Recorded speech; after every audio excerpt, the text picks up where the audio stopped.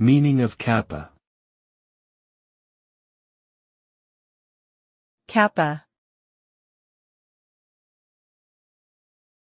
Kappa.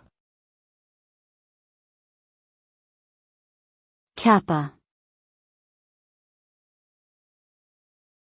Kappa.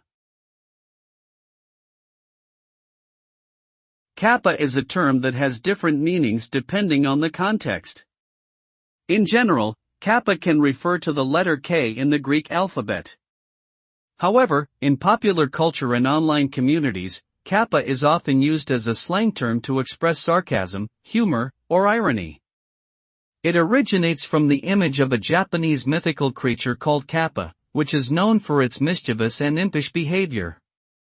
In some contexts, kappa can also refer to a Twitch emote featuring the face of a cartoon kappa that is commonly used to indicate sarcasm or irony.